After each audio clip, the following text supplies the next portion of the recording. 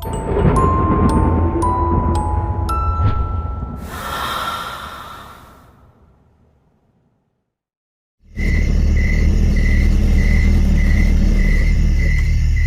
के तकरीबन 9 बजे थे।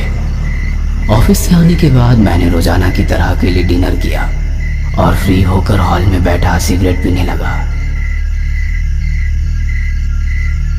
ऐसा हमेशा से नहीं होता था। मेरे साथ मेरा एक दोस्त रवि भी इसी घर में रहता था, लेकिन जब से उसकी जॉब दिल्ली में लगी तो उसको नोएडा छोड़कर जाना पड़ा। उसको गए हुए सिर्फ 2 ही हफ्ते हुए थे और मुझे बहुत अकेलापन महसूस होने लगा। मैं उसको याद ही कर रहा था कि मेरे मोबाइल पर उसका मैसेज आया। मैंने जवाब दिया, ठीक है, मैं 8 बजे से पहले घर आ जाऊंगा। मुझे ये बात अजीब लग रही थी कि मेरे साथ रहने के लिए एक लड़की आ रही है जो कि मुझे जानती तक नहीं, शायद रवि को जानती है। इसी वजह से वो मुझ पर भरोसा करने के लिए तैयार है। रवि को किए गए मैसेज के हिसाब से मैं उस दिन टाइम से घर पहुंच गया और 8 बजे तक खाना खाकर फ्री हो गया। ये खड़ी हुई थी।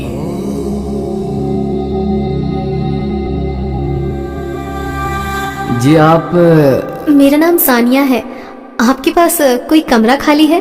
मैं समझ गया कि उसको रवि ने ही भेजा है और उसे बिना कोई दूसरा सवाल किए अंदर ले लिया। डाइनिंग हॉल में बैठकर मैंने उसको पानी पीने के लिए दिया और फिर सामने बैठकर बातें करने लगा। रवि ने बताया था कि आपकी यहाँ जॉब लगने वाली है, इसलिए आपको घर की जरूरत है। जी हाँ, मेरी जॉब लग चुकी है। आपको मेरे साथ इस घर में रहने में कोई प्रॉब्लम तो नहीं है? जी कोई प्रॉब्लम नहीं है, बस मुझे नॉनवेज खाने का बहुत शौक है।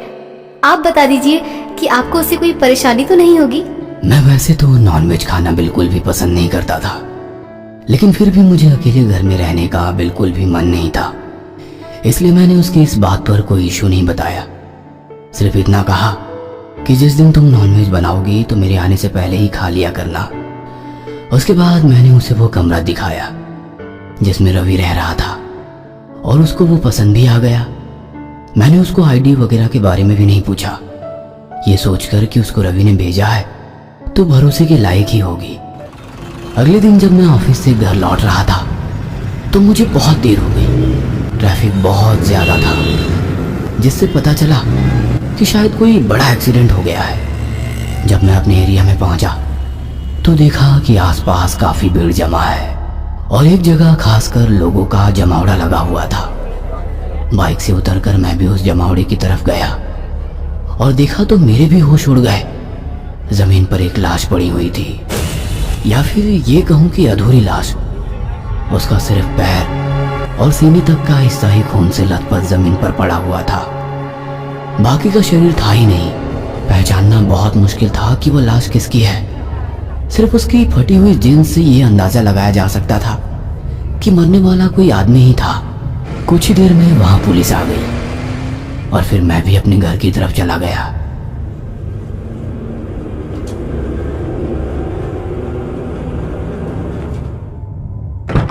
सानिया ने दरवाजा खोला और मैं हमेशा की तरह हॉल में सोफे पर जाकर बैठ गया। मैंने महसूस किया कि घर में से एक अजीब सी स्मेल आ रही है, ठीक वैसी स्मेल जैसी रास्ते में मिली उस लाश से आ रही थी। मैं समझ गया कि इसने आज नॉनवेज बनाया है, लेकिन वो स्मेल मुझे सड़े हुए मांस की लग रही थी। वो इस वक्त किचन में मेरे लिए खाना निकाल रही थी और मैं उसको खिसियाई हुई नजरों से देख रहा था, लेकिन वो मुझसे नजरें नहीं मिला रही थी। मेरा मन था कि उसको इस बारे में पूछूं, लेकिन फिर याद आया कि उसको रवि ने भेजा है तो मैं शांत ही रहता। ये स्मेल वाला सिलसिला अब हर दूसरे दिन का हो गया था। इसका मतलब था कि वो हर दूसरे दिन अपने खाने के लिए मीट बनाया करती थी, लेकिन मुझे ये बात ज्यादा ही अजीब लग रही थी, क्योंकि मीट में से इतनी बुरी स्मेल नहीं आती जितनी कि मेरे घर में आनी शुरू हो गई थी। वह स्मेल किसी सड़े हुए मांस की महसूस होती थी। इन दिनों शहर में कई लोगों के लापता होने की खबर भी फैल रही थी और इस बात पर मेरा ध्यान इसलिए गया था क्योंकि गायब होने वाले सभी लोग मेरे एरिया के आसपास के ही थे। धीरे धीरे कुछ दिन गुजरे और दिवाली का दिन नजदीक आने लगा। दिवाली से एक दिन पहले जब मैं ऑफिस से घर लौटा तो देखा कि हमारा पड़ोसी देवांश मेरे घर से बाहर निकल रहा है। मुझे सामने देख वो पहले तो हड़बड़ाया, फिर बोला, हेलो अमित, कैसे हो? मैं ठीक हूँ, तुमको मुझसे कोई काम था क्या? इस पर वो मुस्कुराया और बोला, नहीं नहीं, आपसे कोई काम नहीं था, मैं तो बस सानिया जी से मिलने गया था। यह सुनकर मुझे बहुत बुरा लगा क्योंकि देवांश पूरी कॉलोनी में एक छिछोरे लड़के के नाम से मशहूर था। मैंने उससे आगे कुछ भी कहना ठीक नहीं समझा क्योंकि मैं जानना चाहता था कि सानिया ने उसको मिलने बुलाया था या फिर वो अपनी मर्जी से उस पर चांस मारने गया था। घर के अंदर जाकर मैं रोज की तरह सोफे पर बैठा और सानिया ने मुझको पीने के लिए पानी दिया। सानिया, ये देवांश यहाँ किस लिए आया था? देवांश बहुत ही मजाकिया और अच्छा लड़का है, जो भी काम बोलो फटाफट कर देता है, बस ऐसे ही थोड़ी देर के लिए आया था। यह सुनकर मैं समझ गया कि वह देवांश के बारे में ठीक से नहीं जानती, लेकिन मैंने उसको कुछ भी नहीं कहा और डिनर करके अपने कमरे में पहुंच गया। मैंने ये बात अब नोटिस की कि मांस की वो स्मेल अब उसके कमरे से आती थी। शायद वो मेरी वजह से अपने कमरे में ही खाना खाती थी। 4 नवंबर 2021, दिवाली का दिन। यह वो दिन था जब सानिया के सारे राज खुलने वाले थे। उस दिन मैं भी तकरीबन 8 बजे के टाइम घर पहुंचा था। अंदर घुसने से पहले मैंने देखा कि देवांश मेरे दरवाजे पर खड़ा है। मैं उसके पास पहुंचता इससे पहले ही दरवाजा खुला और सानिया ने उसको अंदर ले लिया।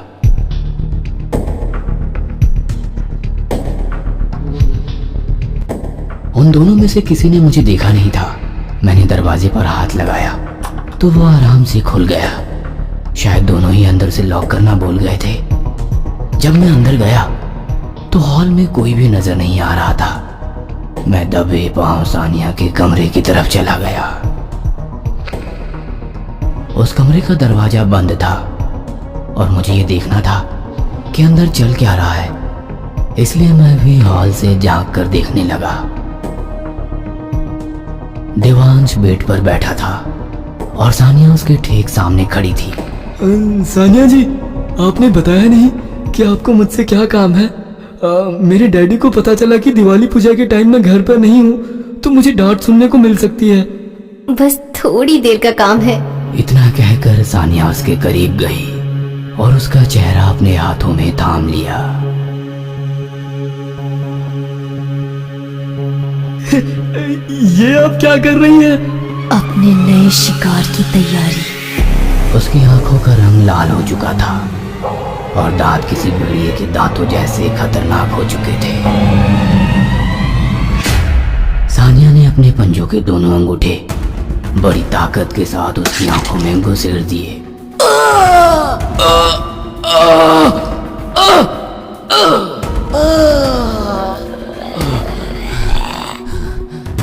उसकी आंखों से खून निकलने लगा था और अब वो कुछ भी देखने के काबिल नहीं था। सानिया ने उसको छोड़ दिया और कुछ मिनटों तक उसको इधर उधर हाथ मारते हुए देखकर हंसने लगी।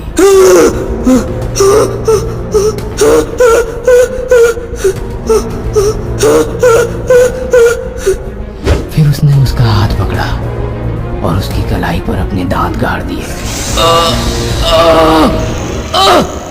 मैं अंदर घुसकर उसको बचाने जाता, लेकिन सानिया का नया रूप देखकर मेरी आवाज तक निकलनी बंद हो गई। जाहिर था कि वो कोई इंसान तो नहीं थी।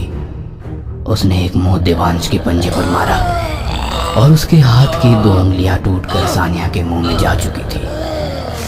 वह एक दरिंदे की तरह हंसते हुए उसकी उंगलियां चबा रही थी। यह देखने में बहुत ही गंदा और डरावना लग रहा था। मैं मेरे मुंह पर हाथ रखा हुआ था जिससे कि मेरी आवाज ना निकले और खौफ से भरी निगाहों से वो भयानक मंजर देख रहा था। मुझे सानिया के मुंह से निकल रही चपड़ चपड़ की आवाज और देवांश के मुंह से निकली चीखें सुनाई दे रही थी। अब उसने देवांश का हाथ पूरा पीछे तक मोड़कर उसकी गर्दन पर मुंह मारा और एक मांस का टुकड़ा अपने मुंह में लेकर चबाने लगी। फिर उसने दूसरी तरफ उसकी गर्दन पर दांत गाड़े और उसका खून चूसने लगी। इस बार देवांश बहुत ही जोर से चिल्लाया था। वो उसका खून तब तक चूसती रही जब तक कि उसकी आवाज और सांसें बंद नहीं हो गई। देवांश का मृत शरीर अब जमीन पर पड़ा था और सानिया उसके पास बैठी उसके शरीर का एक एक हिस्सा बड़ी बेसब्री के साथ चबा चबा कर खा रही थी। कमरे में बहुत जोर की स्मेल फैल चुकी थी और अब बाहर मेरी नाक तक पहुंच रही थी। मैं समझ गया था कि जो स्मेल अब तक मुझे परेशान किए थे वो इंसानों की मांस की स्मेल होती थी। मेरी सांसें अब बहुत तेज तेज चलने लगी थी। देवांश के मरने के बाद अब वहां शांति सी हो चुकी थी। शायद इसी वजह से सानिया के कानों में मेरी सांसों की आवाज पहुंच गई। मुझे पता है अमित, तुम बाहर खड़े होकर सब कुछ देख रहे हो। बेफिक्र रहो, मैं तुमको कुछ नहीं करूंगी क्योंकि तुम्हारे ही घर पर मुझे मेरा मनपसंद खाना मिलता है। यह सुनकर मैं बहुत ज्यादा डर गया था और अचानक से दरवाजे से अलग हो गया। तभी बाहर से पूजा अर्चना करने की आवाज सुनाई दी।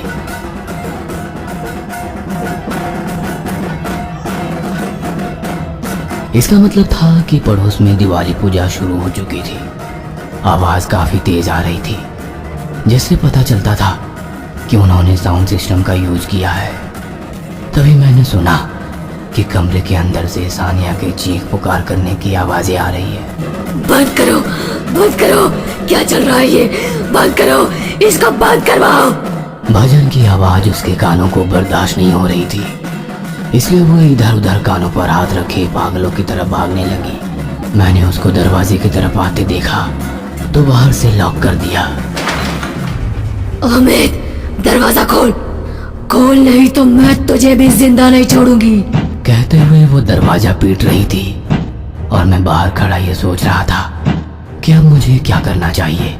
अगर भजनों की आवाज ये बर्दाश्त नहीं कर पा रही है तो इससे छुटकारा भी शायद इसी से मिल सकता है। मैं भागकर अपने पड़ोसी के घर गया।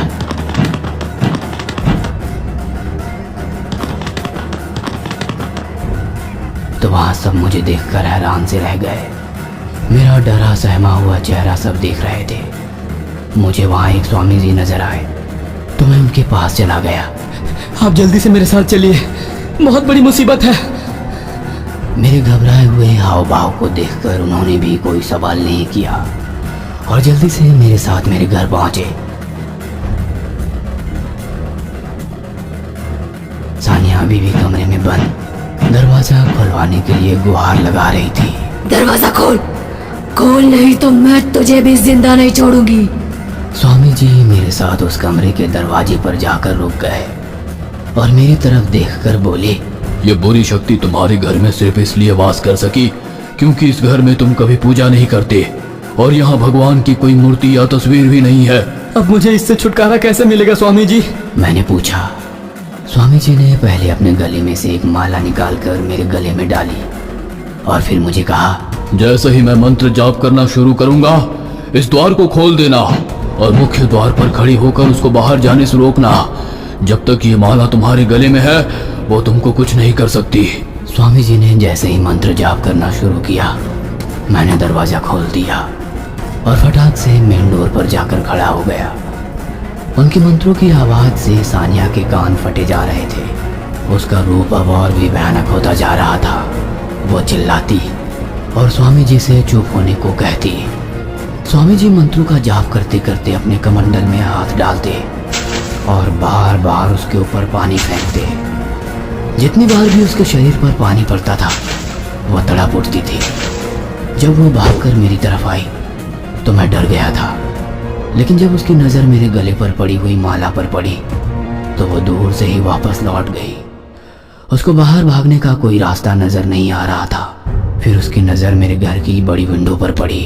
अभी तो मैं जा रही हूँ, लेकिन मैं जरूर वापस आऊंगी। तेरी मौत पक्की है अमित। इसको रोको। स्वामी जी ने कहा, लेकिन वो बहुत तेजी के साथ खिड़की से बाहर कूदी और वहां से भाग गई।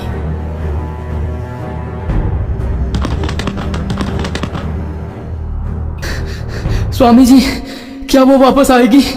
इस घर का शुद्धिकरण होने के बाद वो यहाँ नहीं आ सकती। और रही बात तुम्हारी, तो तुम अपने गले से ये माला कभी मत उतरने देना। स्वामी जी ने इतना ही कहा और फिर उन्होंने मेरे पूरे घर का शुद्धिकरण किया और उनके कहने पर मैंने हॉल में बप्पा की मूर्ति की स्थापना कर दी। तब से आज तक वो मुझे दोबारा नजर नहीं आई, लेकिन उसकी वह बात अभी भी मुझे परेशान कर देती है जो उसने कही थी, मैं वापस जरूर आऊंगी। और जब भी मुझे वो बात याद आती है तो मेरे मुंह से निकलता है, गणपति बप्पा मोरया।